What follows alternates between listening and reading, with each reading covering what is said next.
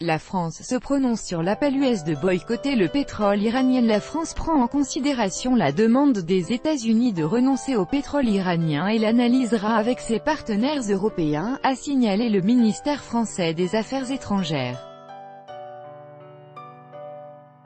Le ministère français des Affaires étrangères a indiqué que l'Hexagone se pencherait sur les appels des États-Unis insistant sur le fait de ne pas acheter de pétrole iranien. Nous avons pris en considération les demandes américaines. Bientôt, nous aurons la possibilité de les examiner avec nos partenaires européens, a fait savoir un porte-parole du ministère français des Affaires étrangères le 27 juin. En même temps, il a souligné que la France restait attachée au plan d'action global conjoint, PAGC. Paris est en train de discuter avec ses partenaires des moyens légitimes pour que l'Iran puisse continuer à profiter économiquement de cet accord. Les États-Unis essayent de persuader leurs alliés de renoncer complètement à l'importation de pétrole iranien d'ici début novembre, a déclaré le 26 juin aux journalistes un responsable du département d'État américain.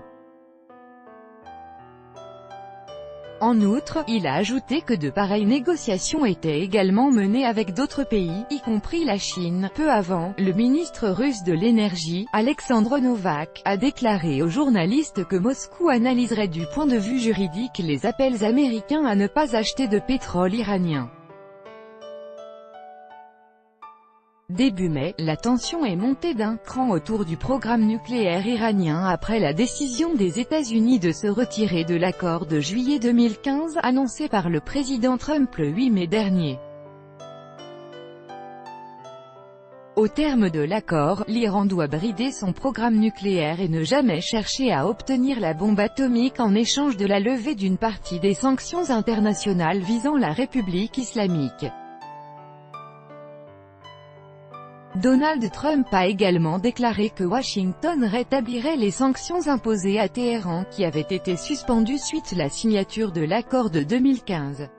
Les signataires européens de l'accord de Vienne, officiellement nommé Plan d'action global conjoint, ont promis de faire tout leur possible pour le sauver, malgré le retrait américain, notamment pour préserver les relations commerciales et les investissements pétroliers qui ont repris après son entrée en vigueur.